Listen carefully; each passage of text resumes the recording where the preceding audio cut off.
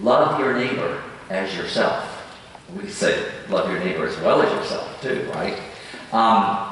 That was the Jewish law that Jesus grew up on.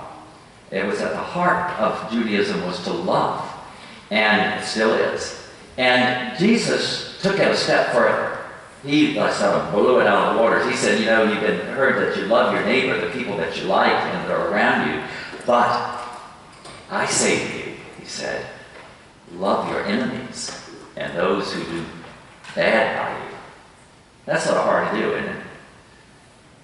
You like to love your enemies? Most of us don't. We think of other things for our enemies. But Jesus said there's real power in this love. And that is the whole gospel message that we preach Sunday after Sunday after Sunday.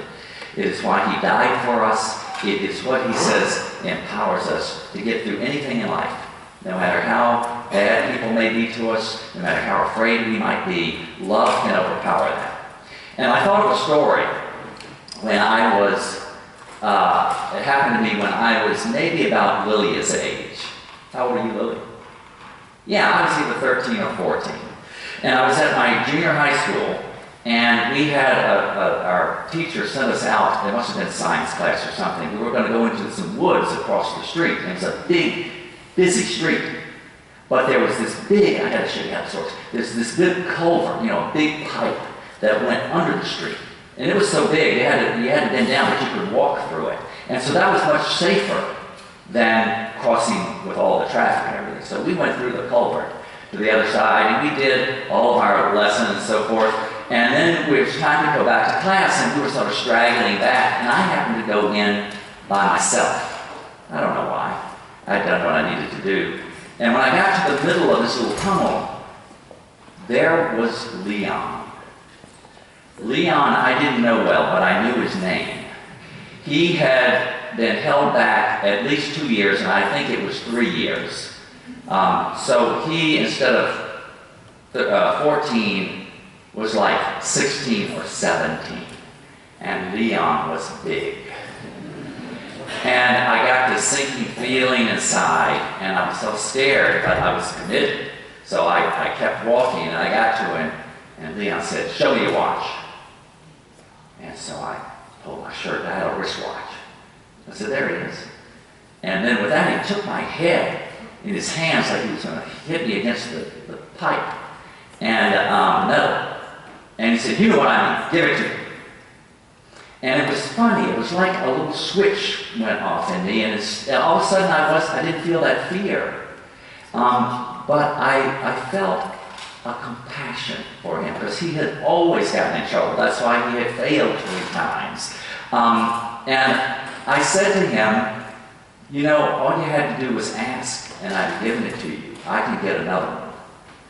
And so I gave it to him, and off he went. But by this time, some of my classmates were coming up behind me, and they had noticed something strange happening. So they said, "What was that all about?" And I said, "Well, Leon just took my watch." And they said, "Well, what are you going to do about it?" And I don't know why I said this. I didn't even think. I just said, "Oh, nothing, he'll give it back." Because I didn't think he would give it back. But that's what came out of my mouth. And we walked out of the culvert onto the other side, and there was Leon. And he took the watch. He said, "Here, take that." And they said, "Are you going to tell the teacher?" And I said, I think Leon's had enough trouble already in his life. But it was that instant that taught me the real power that Jesus was talking about this love thing, and how we can turn the whole thing around. Turns the whole thing around just by showing compassion and love. Now, I have to say, I can't promise you that every incident like that will turn out that way. And I can't promise you that every incident like that, I would act that way. But that's what I felt called to do at that moment. And it has always reminded me that the power to love, even when it's people that are threatening us or that we're afraid of, it can turn the whole thing around. And so, when I hear stories like this about Jesus, I ask myself, what is it calling me to do or to be in the coming week?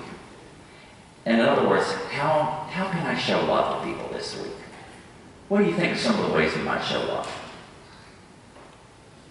What did you say? Help somebody? That's a great idea. What's some other ideas to show love? How do you show love? How do people show love to you?